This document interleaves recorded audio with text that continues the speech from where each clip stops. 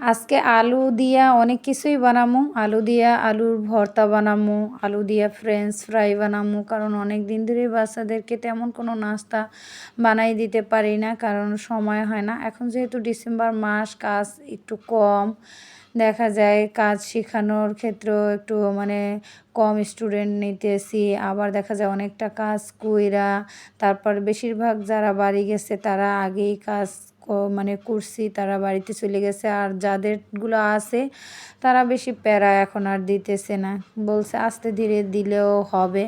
এজন্য আর বেশি প্যারা নিতেছি না, আস্তে ধীরে আর কি করতেছি। আসসালামু আলাইকুম, বিসমিল্লাহির রহমানির রহিম। আশা করি আমার এই ভিডিওটা যে যেখান থেকেই দেখতেছেন আল্লাহ রহমতে ভালোই আছেন, আর ময়ও আলহামদুলিল্লাহ ভালো আছি। আমরা যারা মধ্যবিত্ত ফ্যামিলির মানুষ তারা কিন্তু আলু ভর্তা, তারপর ডাল আর ডিম ভাজি অনেক পছন্দের একটা খাবার। জানি না কার কতটা পছন্দের খাবার, কিন্তু আমার বাসায় কিন্তু এটা অনেক পছন্দের খাবার। বাচ্চারাও অনেক পছন্দ করে, আমার কাছেও ভালো লাগে। তো যেদিন একেবারে কোনো কিছুই থাকে না সেই দিন ডাল, পাতলা করে ডাল রান্না করি, আলু ভর্তা করি, ডিম ভাজা দেই। অন্য ভর্তা থাকলেও সেগুলো বানানোর চেষ্টা করি। মাঝে মধ্যে তো শুটকিও রান্না করি। আর বাচ্চারা কিন্তু দেখা যায় যে এই ডাল আলু ভর্তা কিন্তু অনেক বাচ্চারাই পছন্দ করে। যাই হোক, আমার তিনোটা বাচ্চাই পছন্দ করে। এজন্য আমি মাঝে মধ্যে যেদিন সবজি থাকে না কিংবা মাছ থাকে না সেদিনই আমি করার চেষ্টা করি এবং খাওয়াই। মাঝে মধ্যে মনে হয় ওরা বলে যে এটা হচ্ছে সরকারি খানা। ওই সরকারি খানা তাতে কি, কিন্তু অনেক ভালো লাগে, অনেক মজার একটা খাবার আলু ভর্তা আর ডাল। যাই হোক, এখন একসাথে আমি আলুগুলাও কাইটে নিব আর সাথে সাথে ফ্রেঞ্চ ফ্রাই করার জন্য সেগুলাও কাইটে নিতেছি। এখন সহজভাবে যেটারে বলা হয় যে আলু ভাজা, এটা কিন্তু আমরা যারা সহজভাবে বলি আলু ভাজা খাবো, বাচ্চারাও ঠিক সেই রকমই। এখন সাথে একটু মেয়োনিজ বানাইতে হইবে, কারণ যেহেতু নাই, ওই যে সস নাই, এজন্য এখন এগুলোরে ভালোভাবে ধুইছি, এখন সেদ্ধ দেব। আর পাশাপাশি আমি বড় ছেলেটারে বলতেছি, দেখো দুনিয়াটা অনেক অনেক কঠিন একটা জায়গা। তুমি যদি সত্য কথা বলো, সঠিক পথে চলো, তাহলে তোমার পদে পদেই বাধা আসবে। কিন্তু বাধা আসলেও সত্য কথাই বলতে হইবে এবং সঠিক পথেই চলতে হইবে। অন্যায়ের বিরুদ্ধে প্রতিবাদ করতে হইবে এবং সত্য কথাই বলতে হইবে, যত কিছুই যাই হোক না কেন। কিন্তু দেখেন, আমরা যারা মধ্যবিত্ত ফ্যামিলির মানুষ আছি তারা কিন্তু বুঝি এই জিনিসগুলা, কিন্তু বোঝার পরও দেখা যায় আমরা সেইভাবে বলতে পারি না, কারণ অনেক কিছু ক্ষেত্রেই আমরা আটকা থাকি। যেমন ফ্যামিলির দিক দিয়ে হোক, কিংবা দেখা যায় আপনি যখন সত্য বলতে শুরু করবেন বা সত্য জিনিসটা আপনি সবার মধ্যে ছড়িয়ে দেওয়ার চেষ্টা করবেন, তখন আপনার পদে পদে বাধা আসবে। এমনকি আপনাকে অনেক ঘাত প্রতিঘাতের সম্মুখীন হইতে হইবে। জীবনের নিশ্চয়তা তো আপনার থাকবেই না। যেমন ধরেন, আজও পর্যন্ত যারা এই দুনিয়াবী জীবনে সত্য কথা বলছে, সঠিক পথে চলার চেষ্টা করছে, তারা কিন্তু সবাই মনে করেন জীবনের ঝুঁকি নিয়ে হইলেও তারা সঠিক পথে চলার চেষ্টা করছে। কিন্তু তারা কি বেশি দিন এই দুনিয়াবী জীবনে টিকতে পারছে? পারে নাই। আল্লাহ রাব্বুল আলামিন সবার মধ্যে সব ক্ষমতা দেয় না, কিন্তু তাই বললে কি সত্য কথা বলবো না, সৎ পথে চলবো না, মানুষরে কথা দিয়ে কথা রাখবো না? আসলে এগুলা হয় না। জন্ম মৃত্যু যেহেতু আল্লাহ রাব্বুল আলামিনের হাতে, আজ অথবা কালকে তো মরতে হইবেই। তো সেই ক্ষেত্রে আমরাও কিন্তু বাচ্চাদেরকে সঠিক পথে চলার, সত্যকে সত্য বইলা প্রকাশ করার এই সাহসিকতা কিন্তু সবার থাকে না। সেই জিনিসগুলো যদি আমরা সবসময় বাচ্চাদেরকে বলি বা তাদের সেইগুলা শেখাই, তাহলে কিন্তু ছোটোবেলা থেকে আপনার আমার বাচ্চারাও সৎ সাহস নিয়ে সত্যটাকে মোকাবেলা করতে পারে কিংবা অন্যায়ের বিরুদ্ধে প্রতিবাদ করতে পারে। যাই হোক, এরকম কিন্তু আমার মতো হাজারো মায়ের এরকম অনেক বাসনা থাকে, অনেক কামনা থাকে, কিন্তু দেখা যায় এই যে আমাদের যে দেশ, এই দেশে কিন্তু সেইভাবে হয় না। আর সেইভাবে হইতে গেলে আপনার অনেক কিছুর সম্মুখীন দিয়া যাইতে হয়। সমস্ত কিছু মিলেই আসলে একটা অন্যরকম পরিস্থিতি। যাই হোক, আমি এখানে কিন্তু আলুগুলো সব সেদ্ধ করার পরে আলু ভর্তা যেটা দিয়ে করব সেটা আলাদা করে নিয়া তারপর আলুগুলা মানে ছোলাটারে খোসাটারে ছাড়ানোর জন্য আমার মেয়েটারে বলতেছি, আর এদিকে আমি কিন্তু একটু ভেষণ গোলাইছি। এই ভেষণ ছিল আমার রোজার ঈদের সময় কিনে নিয়ে আসছিলাম।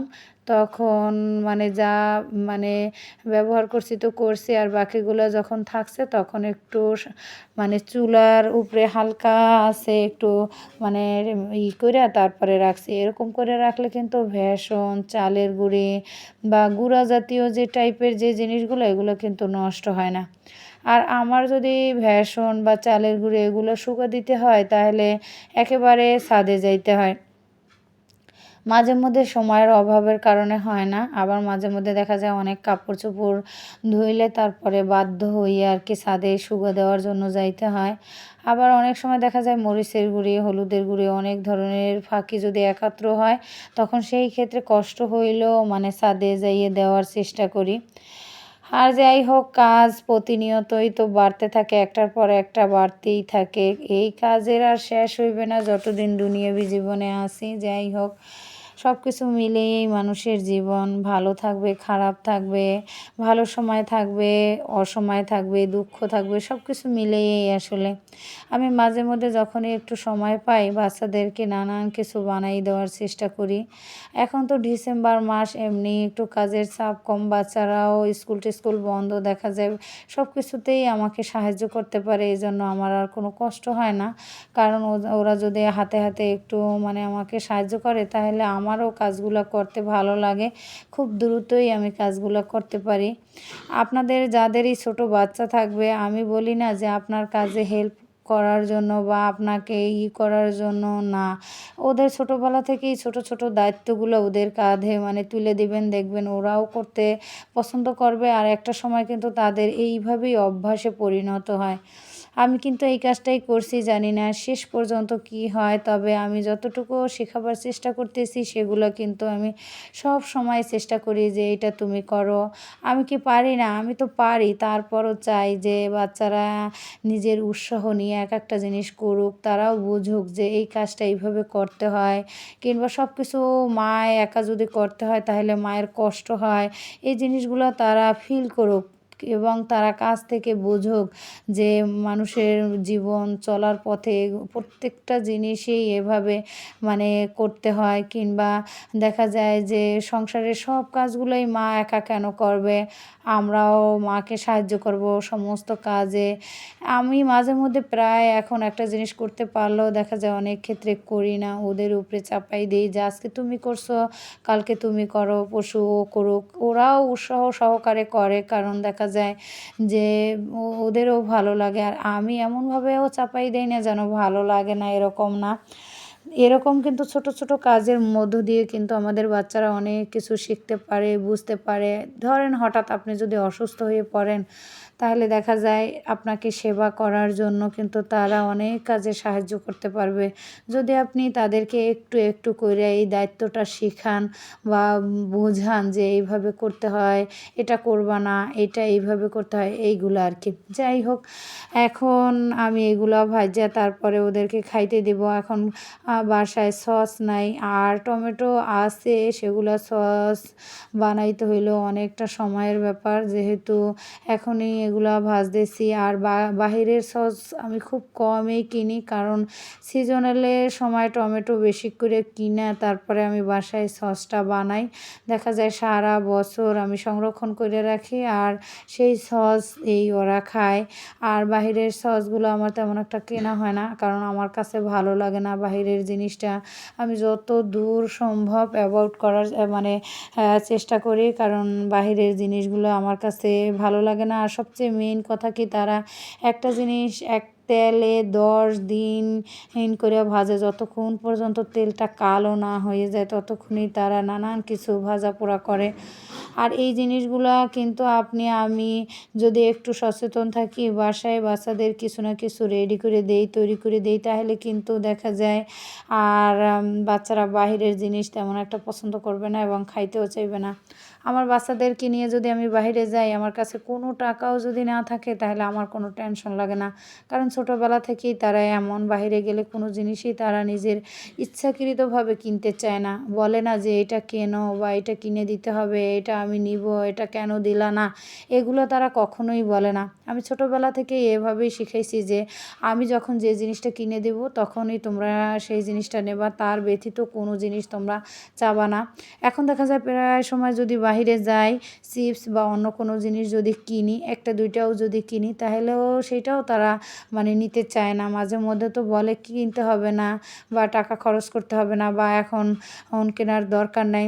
আবার যদি মাঝে মধ্যে দুই একটা মানে কিনতেই চাই, তাহলে বলে ওদের পছন্দনীয় জিনিসটাই বলে যে আম্মু এই চিপসটাই কেনো, চারটা কেনো, বাসায় যেয়ে আমরা সবাই মিলে একসাথে খাবো, বসে খাবো, ভালো লাগবে।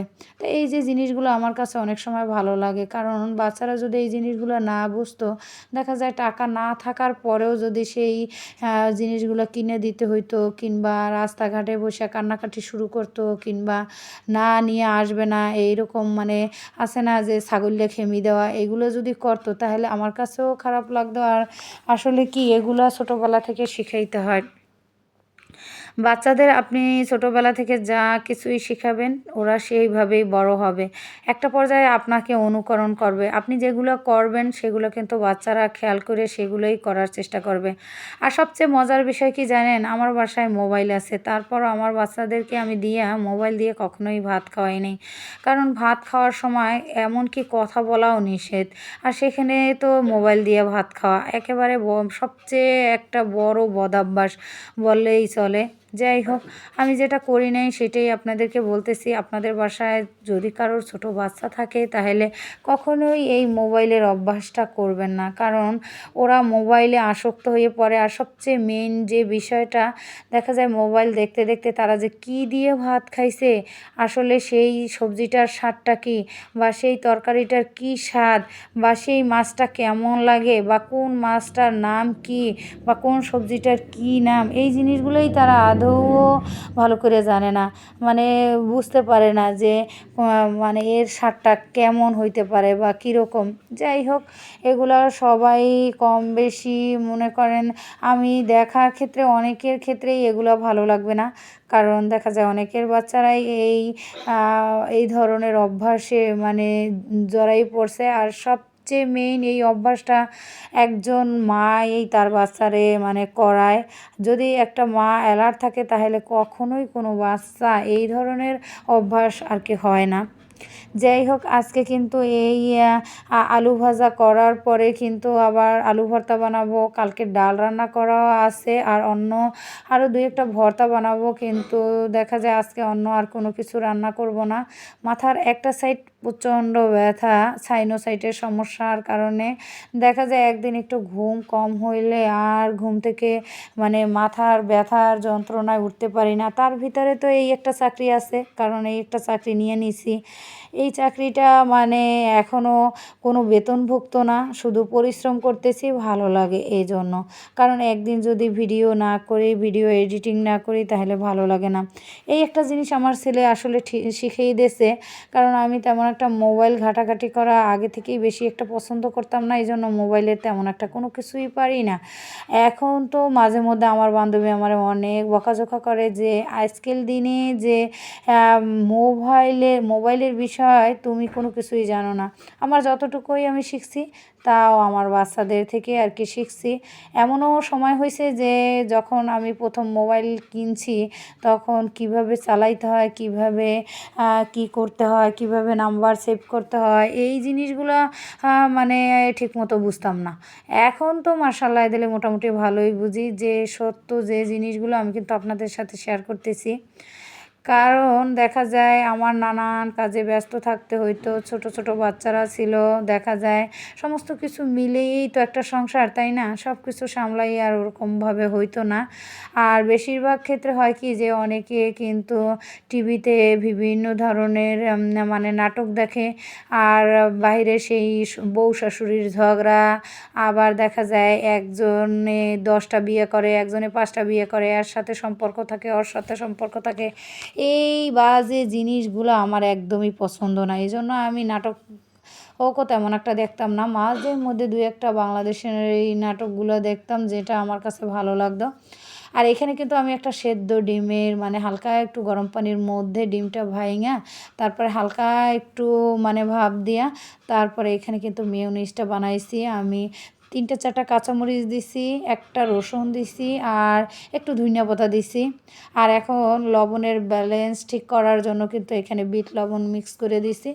মশলা দিলে কিন্তু অনেক ভালো লাগছে, আর ঘ্রাণটাও অনেক সুন্দর ছিল। মাঝে মধ্যে যখন সস না থাকে তখন কি আর করার, কিছুই করার নাই, এভাবে বানাই নিই। আর সবচেয়ে মেইন কথা কি জানেন, বাচ্চারা যে কোনো কিছু যদি ঘরের বানাই না, তাদের কাছে ভালো লাগে আর তারা অনেক পছন্দর সহিত খায়, আমার কাছেও ভালো লাগে। এখন আজকে এত পরিমাণে ঝাল ঝাল করিয়া আলু ভর্তা বানাবো, এটা খাওয়ার পরে মানে একটু এনার্জিটা নিয়ে নিই, এই জন্য আর কি খাইতে বসে পড়লাম বাচ্চাদের সহ। এরা আবার সকাল সন্ধ্যা 2-1টা জিনিস যদি না বানাই দেই, মাঝে মধ্যে রাগ করে, কয় তুমি না বানাই দিলে আমাদেরকে বলো, আমরা বানাই নিই। আবার মাঝে মধ্যে তো ছোটো ছেলেটা বলে আলুর দাম অনেক কম আছে, তো তারপরও আলু দিয়ে কেন নাস্তা বানাইতে পারো না? তো ওদেরকে আবার মাঝে মধ্যে বলি যে সময় তো লাগবে, সময় না হইলে কিভাবে করব।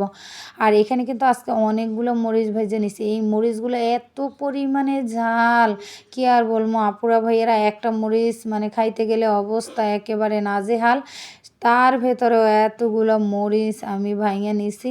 এখন খুব সুন্দর করে এইটারে হাত দিয়ে একেবারে ডুইলা ডুইলা তারপরে ভর্তা বানাই নেবো। আর সাথে কিন্তু একটু ধনিয়াপাতা কুচি করছি, একটা পেঁয়াজ কুচি রেখে দিছি। পেঁয়াজের এত পরিমাণে দাম, আপনি চাইলেও বেশি পরিমাণে পেঁয়াজ দিয়ে কিন্তু তরকারি রান্না করতে পারবেন না। আর আমার যে অভ্যাসটা হইয়া গেছে, সেটা আমি এখন কি দিয়ে ফিরাবো? পেঁয়াজ একটু বেশি না হইলে আমার কাছে মনে হয় যে ঝোলটা ঘন হয় না, আর খাইতেও ভালো লাগে না। কারণ পেঁয়াজ বেশি বেশি খাওয়ার অভ্যাস, যে আগে তো ভুনা কোনো কিছু করতে গেলেই, চিংড়ি মাছ ভুনা বলেন বা যে কোনো কিছুই, মুরগির মাংস ভুনা বলেন কিংবা গরুর মাংস ভুনা বলেন, আমার প্রচুর পরিমাণে পেঁয়াজ লাগতো। পেঁয়াজ ছাড়া আমার যেন একেবারে চলেই না। সেই ক্ষেত্রে পেঁয়াজের যে এখন এত দাম, 120 টাকা কেজি পেঁয়াজ। পেঁয়াজ কিনতে যাইয়েই মনে হয় যে আমি একেবারে শেষ। কারণ এত দাম দিয়ে যদি পেঁয়াজ কিনতে হয়, তাহলে অন্য অন্য জিনিসগুলো আমি মানে কিভাবে কিনবো বলেন? এই যে একটা কমলে তো আরেকটা বাড়ে, আরেকটা কমলে আরেকটা বাড়ে। মানে কি বলবো? কোনো কিছু বলার ভাষা নেই। আজকে 2-3 দিন যাবৎ এক আটা লাল শাক কিনতে গেলে, সেই লাল শাক মোটা মানে কি বলবো, 15 টাকার নিচে দিতে চায় না। 2 আঁটি লাল শাক কিনলে দেখা যায় যাদের ঘরে 4-5 জন মানুষ, তাদের 2 বেলা হয় না। তাহলে বুঝেন যে আপনি প্রতিনিয়ত যদি 3 বেলা আপনাকে খাইতে হয়, তাহলে 3 বেলার জন্য কি প্রয়োজন? আর সেই ক্ষেত্রে যদি এভাবে সবজির দাম থাকে, তারপর পেঁয়াজের দাম থাকে, তাহলে কি আর করা যায় বলেন? আমার তো মাঝে মধ্যে মনে হয় পেঁয়াজ ছাড়া তরকারি রান্না করলে কেমন লাগে সেইটা দেখার জন্য। যে টাকা দিয়ে আর পেঁয়াজ কিনবো না, মাসের পরে মাস পেঁয়াজ ছাড়া তরকারি রান্না করব। যখন পেঁয়াজের দাম কমবে, একেবারে হাতের নাগালের মধ্যে আসবে, তখন পেঁয়াজ কিনে তরকারি রান্না করব, তার আগে আর পেঁয়াজ কিনবো না। এরকম মাঝে মধ্যে আমার মনে হয়, কিন্তু মনে হইলে কি হবে বলেন? এই যে আলু ভর্তাটা ডলতে বসছি, এখন কিন্তু একটা পেঁয়াজ না হইলে হয় না। আবার একটা পেঁয়াজ না হইলে যেমন হয় না, তেমন কিন্তু এরকম সবজি বলেন, মাছ ভুনা বলেন বা মাংস বলেন, সেই ক্ষেত্রেও কিন্তু এরকমই দরকার হয়। যাই হোক, হোক, সবজির কথা আর কি বলবো, দুঃখের জ্বালায় আমি একেবারে অস্থির। কারণ যে কোনো জিনিস একটা কিনতে গেলে আর একটার প্রয়োজন হয়, আর এত পরিমাণে দাম। আজকের এই আলু ভর্তা করতে যাই আমার মনে হইলো অনেকটা আলুর পরিমাণে আমি বেশি নিয়ে ফেলাইছি, কারণ এতগুলো আলু ভর্তা দিয়ে আমি কি করব। আসলে কি জানেন, ডাল যেদিন থাকে পানি ডাল, এই দিন যে আলু ভর্তা এত পরিমাণে মজা লাগে, এজন্য একটু বেশি করে নিয়ে নিছি। যদি দেখা যায় যে আমি যদি ভাগে না পাই, এই জন্য একটু বেশি করে নিয়ে নিছি। আর এই পাশে কিন্তু মরিচগুলা এত পরিমাণে ডইলা রাখছি, যদি দেখেন একেবারে লোভ লেগে যাবে। যাই হোক, আলুগুলো আগে আমি ভাইঙা নিই। আমি একটা মানে ভর্তা বানানোর জন্য একটা ডলুনি কিনছিলাম। 1-2 দিন ব্যবহার করার পরে সেইটা যে রাখছি তো রাখছি, কিন্তু সময়ের অভাবের কারণে সেইটা আর বেরও করা হয় না, আর ওইটা দিয়ে ভর্তাও ডলা হয় না। আর এদিকে মাঝে মধ্যে তো আমি আলু ভর্তা ডলতে গেলে হাত দিয়ে যে মরিচগুলো এইভাবে মাখি, দেখা যায় আজকে সারাদিন আমার এই হাতটা জ্বলবে। মানে হাত জ্বলার কারণে অন্য অন্য কাজ আমি করতে পারবো কিনা আমি জানি না। তবে তার যত কিছুই হোক না কেন, আগে আমি আলু ভর্তা লাল করে ডলে নিই। কারণ আলু ভর্তা লাল করে ডললে কিন্তু যে কারোরই খাইতে মনে চায়, দেখতেও ভালো লাগে। আর যারা কিন্তু ঝাল পছন্দ করেন না, তারা কিন্তু এত পরিমাণে মরিচ নিয়ে এইভাবে একেবারে লাল লাল করে ভর্তা বানাইবেন না, কারণ তাহলে কিন্তু ঝালে আপনি খাইতে পারবেন না। আমার মাঝে মধ্যে তো আমি আগে ঝাল এত বেশি পছন্দ করতাম, আলু ভর্তা করার পাশাপাশি যদি অনেকগুলা মানে এরকম মরিচ ডলা না থাকতো, আমার কাছে ভালোই লাগতো না। যাই হোক, আজকে কিন্তু অনেকগুলা মরিচ ডলছি। এখন আলুগুলা ভালো করে একটু মিক্স করে নিয়ে তারপরে পাশে সাইডে রাইখা তারপরে একেবারে মরিচ ডলাগুলোও পাশে দিয়ে দেব। আমি কিন্তু এখানে খাঁটি সরিষার মানে তেল দিছি। আর আলু ভর্তায় কিন্তু খাঁটি সরিষার তেল না দিলে কিন্তু ভালো লাগে না। আর মরিচগুলো টালার সময় আমি কিন্তু সরিষার তেল দিয়ে টালছি। আর আজকের আলুগুলা মানে অনেকটাই বেশি হয়ে গেছে এই কারণে, কারণ ওই যে আলু ভাজা করার জন্য আলুগুলা রাখছিলাম, সেই আলুগুলো আবার দেখা যায় যে বেশি একটু সেদ্ধ হওয়ার কারণে ভাইঙা গেছে। এই জন্য কী করলাম, ভাবলাম কি যে আলু ভর্তাই বানাই নিই। এখন আমি আবার একটু তেল দিয়ে তারপরে খুব সুন্দর করে একটু মাইখা নিব। আর আজকের আলু ভর্তাটা দেখার পরেই বাচ্চারা বলতেছে যে মা, আজকে দেখতে মনে হইতেছে অনেক মজা হইবে এবং অনেক ঝালও হইবে। বাচ্চারা আবার ঝাল খাইতে মানে পারে, এ নিয়ে কোনো টেনশন নাই। ছোটোবেলা থেকেই আমি মানে ঝাল খাওয়া শিখাইছি, কারণ আলাদা আলাদা তরকারি রান্না করা বা আলাদা আলাদা তাদের জন্য নাস্তা বানাই দেওয়ার মতো সময় আমার তখন ছিল না। আমি কখনোই তাদের নিয়ে এতটা আহ্লাদ করি নাই যে একটা জিনিস তারা না খাইতে পারলে আর একটা জিনিস রেডি করে দিব, সেই সময়টা আমার তখন ছিল না। এখন তো ওরা বড় হয়ে গেছে, এখন সেই কথাগুলো আমার অনেক মনে পড়ে। এমনও সময় হয়েছে জানি সে ভাত তো তখন খাইতে পারতো না, মেয়েটার কথা বলি, দেখা যায় একেবারে ছোট, তখন খিচুড়ি রান্না করব সেই সময় নাই। তো মাঝে মধ্যে ভাতের এমনভাবে চটকাইয়া তারপরে তাকে খাওয়াইতাম। আবার মাঝে মধ্যে মনে হইতো যে আমাদের প্লেটের পাশ থেকেই সে ভাত খাক, তাহলে আস্তে আস্তে শিখে যাবে। ঠিক সেই রকম করে আমি 3টা বাচ্চারে ভাত খাওয়া শিখাইছি। এবং কখনো ব্লেন্ডার কইরা হোক বা একেবারে গালাইয়া হোক বা একেবারে মানে লেটকা লেটকা কইরা খাওন, আমি কখনোই তাদেরকে খাওয়াইনি। কারণ সেই রকমভাবে তাদের জন্য আলাদাভাবে প্রসেসিং করার মতো সেই সময়টা আমার তখন ছিল না। এখন যেমন অনেক সহজ, আমি যখনই মনে চাই কোনো কিছু করতে পারি, কোনো কিছু বানাইতে পারি, কোথাও যাইতে মনে চাইলে সাথে সাথে চলে যেতে পারি। তখন তো একটা গণ্ডির ভিতরে ছিলাম, আমার কোনো স্বাধীনতাই তখন ছিল না। কোনো কিছু করার মতো সেই ইচ্ছা শক্তি থাকার পরও করতে পারতাম না, কারণ এতটাই গণ্ডির ভিতরেই ছিলাম। যদি আমি ভালো কাজও করতাম সেটাই দোষ হইতো, আর খারাপ কাজ করলে তো আমার সংসারে টেকাই বড় দায় ছিল। কারণ এই সংসারটা যে আমি করতে পারবো বা এইভাবে যে আমি মানে করতে পারবো, তখন সেই জিনিসগুলোই আমার মাঝে মধ্যে ভয় হইতো। যাই হোক, অনেকটা সময় পাড়ি দিয়ে দিয়ে আমি এই পর্যায়ে আসছি। কম বেশি সংসারের পারিবারিক ঝামেলা কম বেশি সবারই থাকে, কারোরটা বেশি থাকে কারোরটা বা কম থাকে। যাই হোক, আপনাদের সাথে গল্প করতে করতে কিন্তু আমি মজার আলু ভর্তাটা একেবারে খুব সুন্দর করে বানিয়ে নিয়েছি। এখন এই আলু ভর্তাটার পাশে মরিচ ডলাটা একেবারে রাখবো, দেখেন কত সুন্দর লাগতেছে। সাথে কিন্তু আমি ধনিয়া পাতা দিছি, একটা পেঁয়াজ দিছি, আর দিছি সরিষার তেল, আর একটু লবণ দিয়ে খুব সুন্দর করে মাখাজোখা করছি। আর আজকের আলু ভর্তাটা দেখলে কিন্তু সবারই লোভ লাগবে। আল্লাহ হাফেজ, আসসালামু আলাইকুম।